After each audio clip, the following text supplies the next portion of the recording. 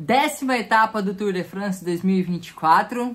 Temos mais uma equipe que foi lá e ticou, deu o seu nome, né, entre os vencedores de etapas do Tour de France 2024. Não é para todo mundo, não é para qualquer equipe e é muito importante. Eu ainda vou gravar um vídeo para vocês falando por que é tão importante uma equipe vencer uma etapa de Tour de France. Se no final fala-se muito dos GC, né, o que fica guardado é isso, mas durante essas 3 semanas de Tour de France, uma vitória vale muito e, por que não, salva a temporada de muitas equipes.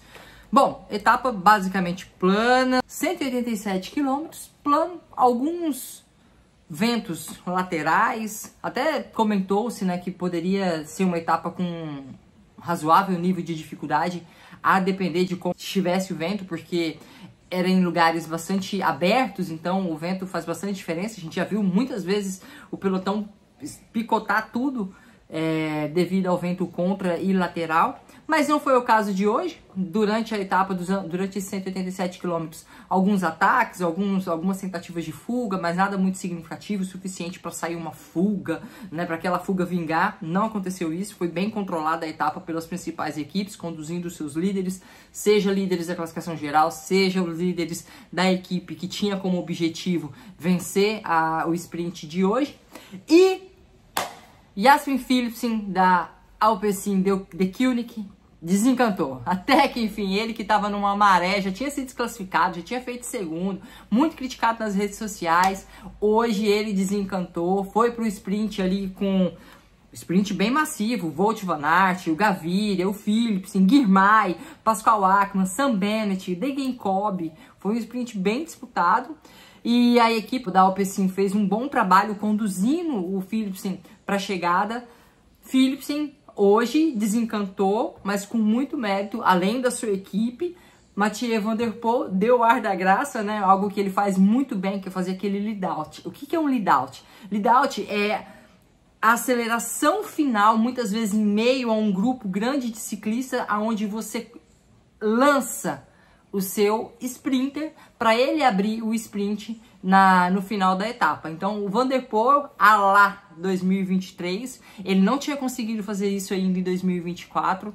Será que o Van Der Poel abriu o motor na etapa de gravel no domingo? Eu acho que sim. O fato é que a cada etapa que vai passando, para muitos desses atletas, eles vão melhorando fisicamente, e não somente, né, para os GC, mas principalmente para esses atletas que estão no Tour de France, para utilizar o Tour de France para treinar para os Jogos Olímpicos que vem em seguida e depois o Campeonato Mundial.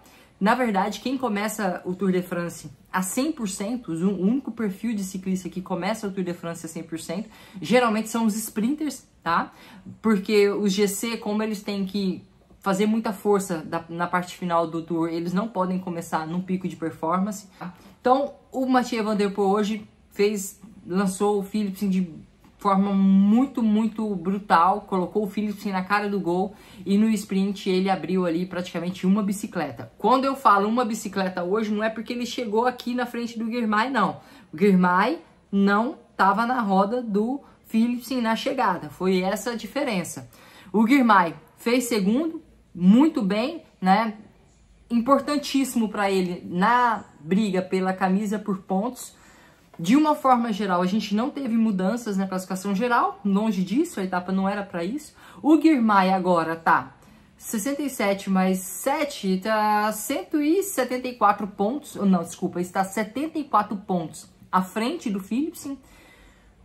Ele vai ter que chegar sempre ali junto com o Philipsen nessa briga pela camisa por pontos, porque eu acho que ainda tem, quer ver, ó, 1, 2, 3 etapas planas para sprinter. Agora, tem que ver se a Alpecin vai conseguir controlar essas etapas. A tendência é que sim, que eles lutem para controlar essas etapas, não deixar sair fuga e tudo mais, para que coloque o seu sprinter, o Philipsen, na disputa por essa camisa verde, né, na classificação por pontos. Como assim, Cris, classificação por pontos? Todas as chegadas, o primeiro colocado, ele tem uma bonificação de tempo, 10 segundos, 6 segundos e 4 segundos, se não me falha a memória. Além de ter uma pontuação. Então, o primeiro colocado faz X pontos, o segundo colocado faz Y ponto. Durante algumas etapas, também tem as metas. Seja uma meta montanha, que aí você soma pontos, geralmente no final de uma montanha, soma pontos para a briga pela camisa de bolinhas, o líder de montanha. Seja uma etapa plana, vai ter as metas intermediárias, meta sprint intermediária, que aí você soma pontos para essa camisa verde, né? Lembrando que tem uma meta, sim, a meta específica, vai ser uma meta montanha, vai ser uma meta de pontos, né? Algumas metas você tem bonificação de tempo, tá? Geralmente ao final de uma montanha você tem uma bonificação de tempo. Então, e aí o Tour de France vai premiando. Por exemplo, a gente tem o líder da classificação geral, que usa amarelo, a gente tem o líder de pontos, que usa verde, o líder de montanha, que usa a camisa de bolinha vermelha, o mais jovem, que usa a camisa branca, e tem também a melhor equipe, que geralmente usa um capacete ou número com uma cor diferente. São as premiações gerais ali que o Tour de France dá para os ciclistas, né? Então, pessoal, hoje foi o que rolou na 10ª etapa do Tour de France.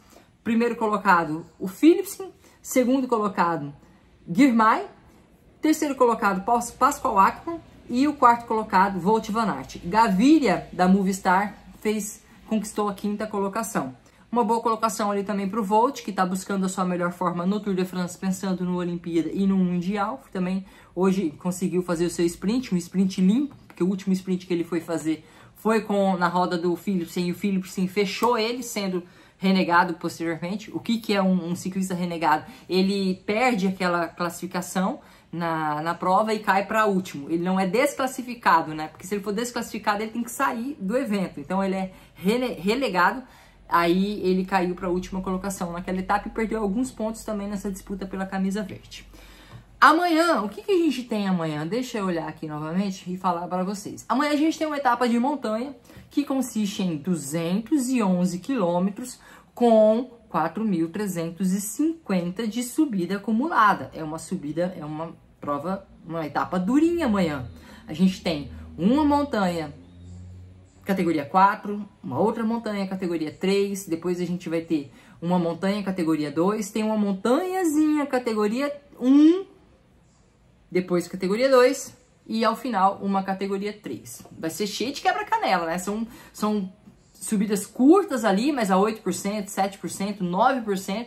Vai ser um dia bem duro amanhã. Será que vai ser o suficiente para ter alguma alteração na classificação geral? Veremos. Trago para vocês o resumo da 11ª etapa amanhã aqui para vocês. Um grande abraço e até amanhã. Tchau, tchau.